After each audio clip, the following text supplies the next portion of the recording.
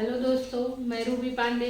आज हम आप लोग को ट्रांसफॉर्मेशन पढ़ाने चल रहे हैं। हम लोग ट्रांसफॉर्मेशन के बारे में आज हम लोग चर्चा करेंगे। ट्रांसफॉर्मेशन क्या होता है और इसके कौन कौन से रूल होते हैं। तो सबसे पहले ट्रांसफॉर्मेशन का क्या मतलब होता है, हिंदी में क्या अर्थ होता है? रूप परिवर्तन। ट्रांसफॉर्मेशन होता है जिसमें हम सेंटेंस के रूप को बदल दें, मतलब सेंटेंस को असर्टिव से निगेटिव, निगेटिव से इंट्रोगेटिव, ऐसे इसको चेंज करते हैं, लेकिन उसके अर्थ में कोई परिवर्तन ना हो। रूप परिवर्तित हो जाए लेकिन अर्थ में परिवर्तन ना हो, उसे ट्रांसफॉर्मेशन कहते हैं। ट्रांसफॉर्मेशन में सबसे पहला रूल क्या होता है? रिमूव टू का फर्स्ट रूल होता है रिमूव टू। इसको क्या कहते हैं? Adverb to. इस टू को क्या कहते हैं? Adverb too, adverb. और टीओ इसको क्या कहते हैं? इन्फिनिटिव। देखिए, अभी जब आप पढ़ेंगे तो पूरा सेंटेंस इसी पे बेस्ड रहेगा। सबसे पहले हमने बात की ट्रांसफॉर्मेशन की, हम लोग आज चर्चा करेंगे ट्रांसफॉर्मेशन के विषय में। ट्रांसफॉर्मेशन क्या होता है? वाक्य के रूप को परिवर्तित कर देना है। वाक्य के रूप को परिवर्तित कर दीजिए लेकिन वाक्य का सेंस ना चेंज हो, वाक्य का अर्थ ना चेंज हो, तो उसे ट्रांसफॉर्मेशन कहते हैं। ट्रांसफॉर्मेशन करने का सबसे पहला रूल जो होता है वो रिमूव टू का होता है। अब टू में देखो, एक टी डबल ओ रहता है, एक टी ओ रहता है। जिसमें टी डबल ओ रहता है उसे एडवर्ब टू कहते हैं, और जिसमें टू टी ओ केवल रहता है उसे इन्फिनिटिव कहते हैं। अब देखिए, सबसे पहले इसमें सबसे फर्स्ट रूल होता है कि एग्जाम्पल से हम आप लोग को समझा रहे हैं। जैसे कि सेंटेंस आया, he is too weak to run. तो सबसे पहला नियम होता है कि जब वाक्य में एडवर्ब टू आए और उसके बाद इन्फिनिटिव टू आए, एडवर्ब टू के बाद एक एडजेक्टिव आएगा और एडजेक्टिव के बाद इन्फिनिटिव टू आए, तो इसे हम कैसे ट्रांसफॉर्म करेंगे, कैसे ट्रांसफॉर्मेशन में करेंगे? तो इस सेंटेंस को सबसे पहले इस टू को हम सो में चेंज कर देते हैं। ये टू अत्यधिक को शो करता है तो इसको हम सो में चेंज कर देते हैं। तो हम लिखेंगे ही इज सो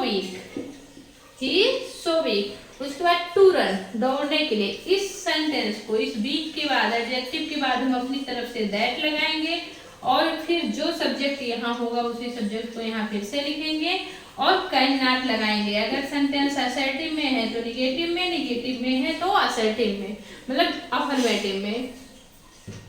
यहाँ अगर अफर्मेटिव है तो ये निगेटिव में चेंज होगा, अगर ये निगेटिव है तो ये अफर्मेटिव में होगा। तो हम यहाँ ही के बाद कैन नॉट लगाए, कैन नॉट रन। जो वर्ब आई है उसी वर्ब को हमने लिख दिया। वाक्य देखने में तो बहुत ही आसान है लेकिन पूछा बहुत जाता, आप लोग बहुत ध्यान दीजिएगा इसको।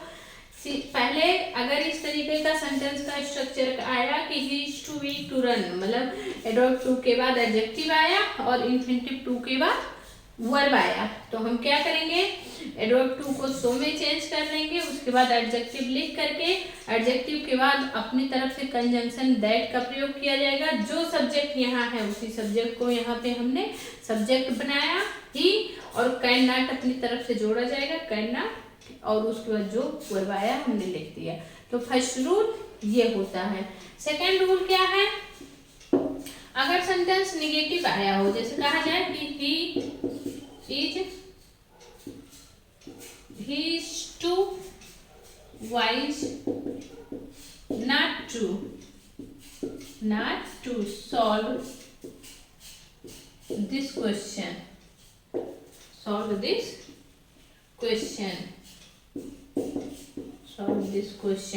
अगर सेंटेंस ऐसा आया कि हमने देखा, दूसरा सेंटेंस हमारा क्या है कि he is too wise, वह इतना बुद्धिमान है, not to solve this question. अब नॉट टू आ गया, नॉट टू मतलब ये निगेटिव हो गया सेंटेंस। अगर सेंटेंस निगेटिव हुआ तो जब इसको हम ट्रांसफॉर्मेशन में करेंगे तो हम फिर इसको कैसे करेंगे, अफर्मेटिव में। ही सो वाइज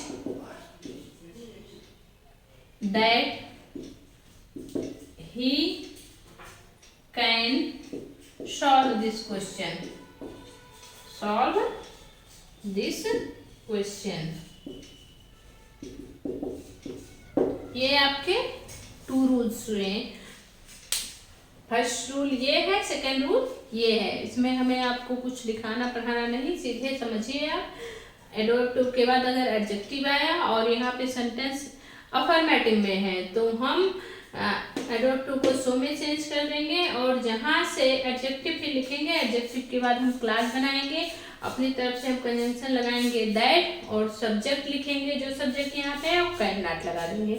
दूसरे सेंटेंस में नॉट टू आया है, सेंटेंस निगेटिव में है, तो हमने सो तो एडवर्ब टू को हटा के सो लगाया है, और दैट के बाद हमने केवल कैन लगाया है, मतलब सब्जेक्ट के बाद हमने केवल कैन लगाया है। तो ये सेंटेंस अफर्मेटिव में हो गया।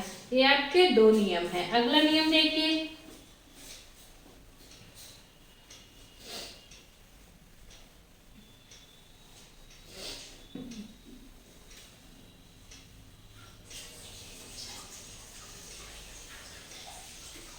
नेक्स्ट रूल है, नेक्स्ट रूल होता है यदि एडवर्ब टू के बाद इन्फिनिटिव टू आए लेकिन उससे पहले कोई फ्रेज आया रहे तो उसे हम कैसे चेंज करते। फ्रेज कैसे आ रहे, जैसे आ जाए for me, for him, for us, ये सब फ्रेज आए रहे। अगर सेंटेंस में ये सब फ्रेज आए रहे और सेंटेंस का सब्जेक्ट कोई नॉन लिविंग थिंग या इट हो तो उसके लिए एक अलग रूल होता है। हमने कहा, देखिए आप एग्जांपल से समझिए।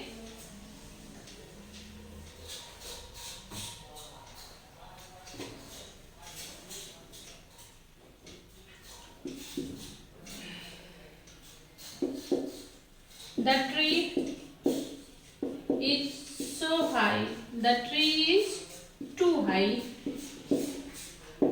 Too high for me to climb. To climb. अब ये तीसरा रूल है।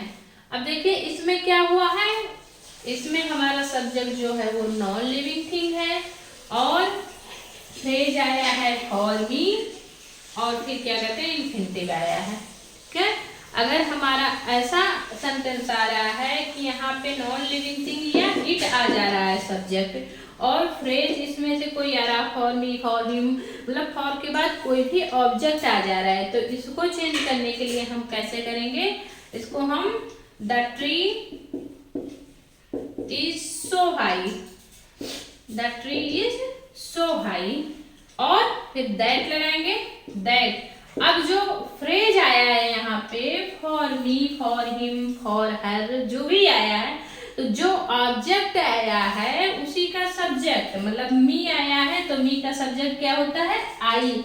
अगर हर आया होता तो उसका सब्जेक्ट क्या होता है, शी। हिम आया होता तो उसका सब्जेक्ट क्या होता है, ही।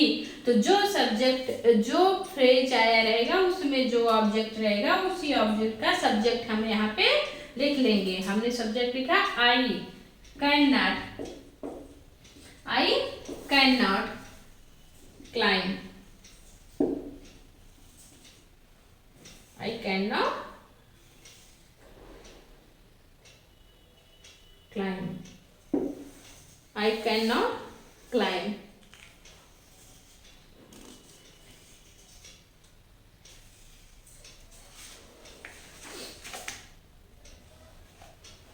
अब देखिए ये आपका थर्ड रूल रहा।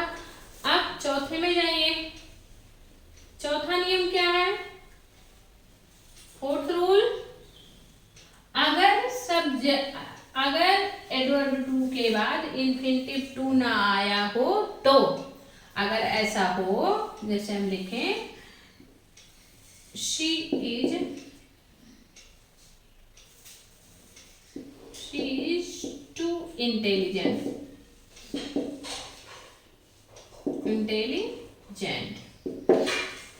She is to intelligent. अब ऐसा आया है कि इसमें केवल एडवर्ब टू आया है, इन्फिनिटिव टू नहीं आया है। तो ऐसे केस में हम क्या करेंगे, जब एडवर्ब टू आया रहेगा, इन्फिनिटिव टू नहीं आया रहेगा, तो हम इसमें क्या करेंगे, इसको दो तरीके से कर सकते हैं। एक तो हम लिखेंगे शी इज एक्सट्रीमली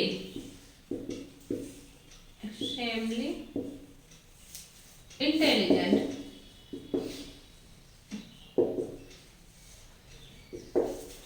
ऐसा हम कर सकते हैं। इसमें जो टू है इसको हटा के हम एक्सट्रीमली या ओवर लगा दें। और दूसरा हम ये कर सकते हैं, हम इसको लिख दें she is intelligent, she is intelligent beyond the proper limit, beyond the proper limit.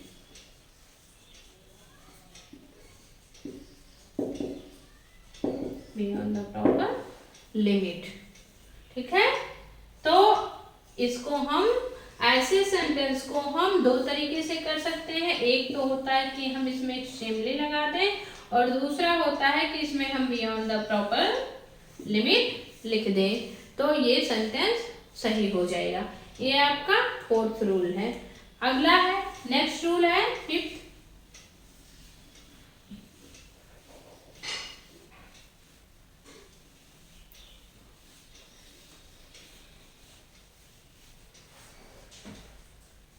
Fifth में क्या होता है, कुछ सेंटेंस ऐसे आते हैं जिनको हम भाव के अनुसार करते हैं, जिन सेंटेंस को हम शब्द अपने भाव के अनुसार जोड़ते हैं। ऐसा नहीं कि उसमें कोई बहुत रूल होता है, जैसे भाव मिलेगा वैसे हम उसको जोड़ देंगे। जैसे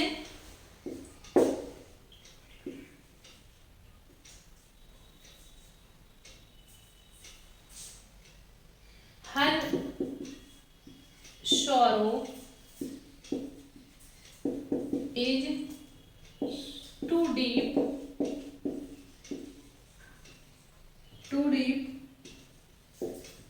for tears, her sorrow is too deep for tears। अब इसमें क्या कह रहा है, कैसे क्या होता है, जब कोई व्यक्ति बहुत दुखी हो जाता है तो रोता नहीं है। इंसान नॉर्मल दुखी हुआ तो रोएगा, लेकिन जब बहुत दुखी हो जाता है तो वो रोता नहीं है। तो ऐसे वाक्य को जब हम करेंगे तो इसके भाव के अनुसार करेंगे। तो इसमें हम लिख सकते हैं हर sorrow is so deep, उसका दुख इतना गहरा है, that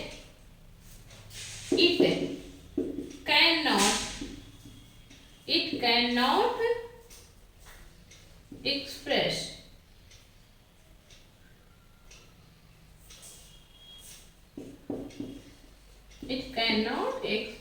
in tears।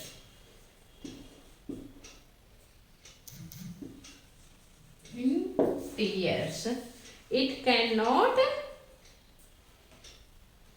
cannot be होगा यहाँ पे, यह आंसुओं में व्यक्त नहीं किया जा सकता। It cannot be expressed in tears। तो ये आपका रिमूव टू का रूल है। रिमूव टू ट्रांसफॉर्मेशन में फर्स्ट रूल होता है रिमूव टू में ये आपके 5 रूल होते हैं, 5 रूल्स होते हैं। इसी 5 रूल्स को हम अगर जस्ट अपोजिट कर दें तो ऐड टू का रूल हो जाता है। तो इस पे आप लोग इस वीडियो को देखिएगा, उसके बाद समझिएगा। अगर कोई समस्या हो रही है तो कमेंट बॉक्स में कमेंट करिए और इस पे फिर से विचार किया जाएगा। Thank you friends.